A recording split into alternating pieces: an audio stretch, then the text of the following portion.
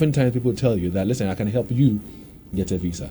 So I'm talking in terms here of middlemen. So they come in and say, oh, if you pay me this much, if you pay me that much, I'll be able to pull a few strings and engage with people to help you get a visa. Do you recommend that we use middlemen, or we should apply ourselves? Absolutely not. If anyone tells you that they can pull strings to get you a visa and they want money, they're lying and they will ripping you off.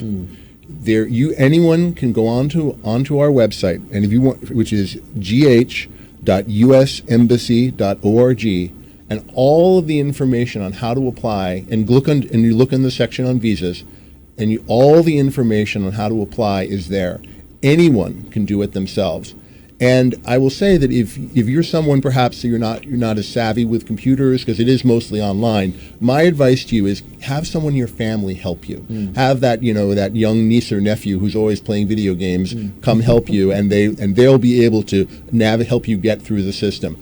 Don't get ripped off by people who make false promises that they can get you a visa.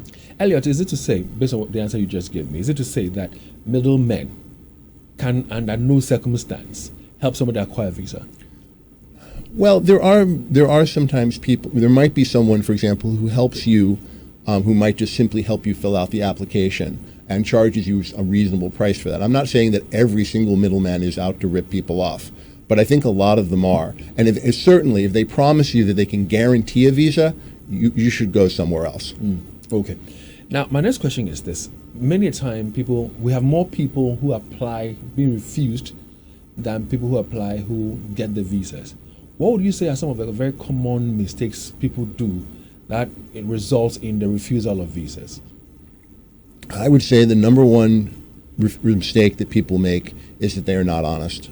It is, when we are looking for generally for a tourist visa, and the decision is this person qualified for a visa? And as I was telling you earlier, the main thing we look at is, does this person have enough sufficient ties to Ghana that they are going to come back after a short stay in the United States. That was off air. So now we are on air.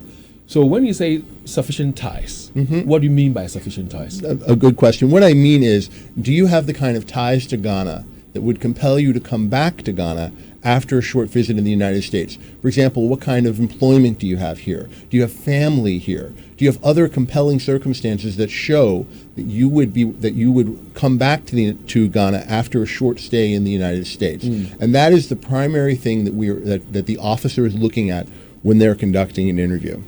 I will mention that I know that there's a lot of questions about the interview process, and so when the moment comes, I do have my top 5 tips for visa applicants, and I'd be happy to share that with your audience. Beautiful, beautiful. So get your thoughts together, get yourselves ready. If you have any question about visa acquisition to the United States of America, maybe you've made a few mistakes before, you want to know how you can improve upon it, something happened at the embassy during the interview session, you didn't understand it, you were not given an opportunity to even ask questions and all that, you have loads of things on your minds, don't worry, he's right here. Elliot would help you get them all ironed out for you.